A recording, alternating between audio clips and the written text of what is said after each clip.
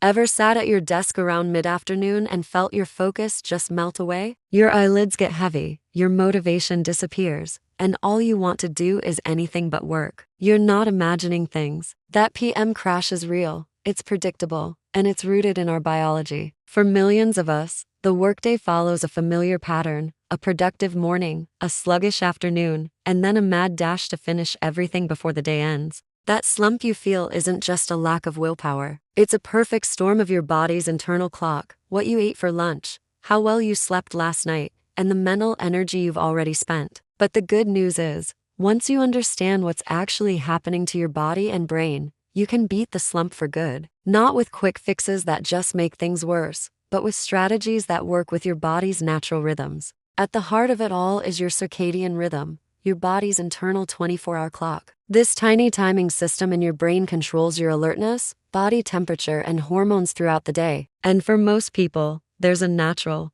built-in dip in alertness in the early afternoon. This happens even if you skip lunch entirely. So, that post-lunch sleepiness is a combination of your body's clock telling you to slow down and what you just ate. The result is a real, measurable drop in your ability to think clearly, right around 2 o'clock. And what you eat for lunch matters a lot. A big meal full of simple carbs and sugar, like a huge plate of pasta, causes your blood sugar to spike and then crash. That roller coaster is a major reason you feel so groggy. In contrast, a meal with lean protein, fiber, and healthy fats keeps your blood sugar stable, giving your brain a steady supply of fuel. Even being a little dehydrated can drain your attention and make you feel tired. So your lunch isn't just about food. It's about fuel for your brain. Of course, last night's sleep is a huge factor. When you're running on empty, that afternoon dip feels like falling off a cliff. Sleep debt weakens your ability to concentrate and resist distractions. A tired brain craves quick rewards like sugary snacks or scrolling through social media,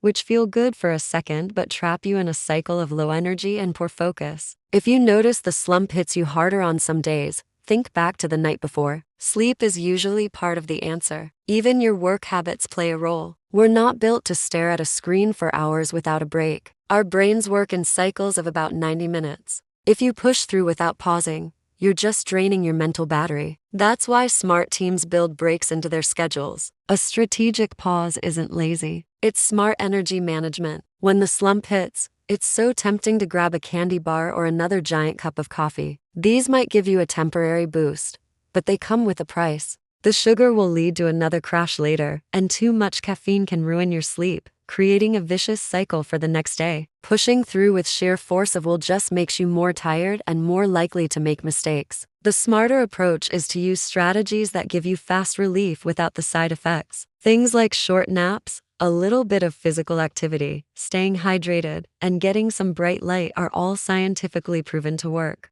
Let's talk about the power nap. A quick 10 to 20 minute nap is one of the best ways to fight the PM crash. It can instantly improve your alertness, mood, and focus without making you feel groggy afterward. The key is to keep it short and sweet. It's like a reset button for your brain, giving you renewed energy for hours. There's a reason siestas are a tradition in many cultures. They knew that a midday rest, timed with the body's natural rhythm, is incredibly productive. Movement is another powerful tool. You don't need a full workout. Just a brisk 5-minute walk, climbing some stairs, or doing a few stretches can increase blood flow to your brain and wake you up. If you're stuck at a desk, try standing up for meetings or taking calls while walking. These micro breaks can make a huge difference in how you feel in the afternoon. Caffeine can be your friend, but you have to be smart about it. A small amount in the early afternoon can definitely boost your alertness. But if you have it too late, you'll pay for it at bedtime. You could even try a caffeine nap. Drink a cup of coffee and then immediately take a 20-minute nap. The caffeine will kick in right as you're waking up,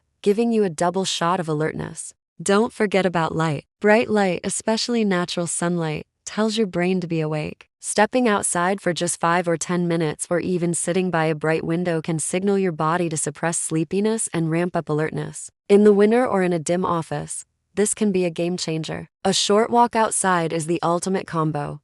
You get both movement and light. What and when you eat also needs a practical strategy. Instead of one huge lunch, try lighter meals and healthy snacks. Things like Greek yogurt, nuts, or an apple with peanut butter provide steady energy without the sugar crash. And sip water throughout the day to stay hydrated. These small, consistent habits add up to a much better afternoon. The way you structure your work can also help. Try to schedule your most demanding tasks, the ones that require deep focus, for the morning when your energy is highest. Save the early afternoon for easier stuff, like answering emails or attending low-key meetings. This is about designing your day to fit your natural energy levels. Even a few simple mind tricks can help. A 2-minute breathing exercise can clear your head and reduce stress. Or take a moment to jot down what you've accomplished and what you need to do next. This helps you refocus and makes it easier to get back to work after a break. It's also important to remember that we're all a bit different. Your personal energy dip might not happen at exactly p.m.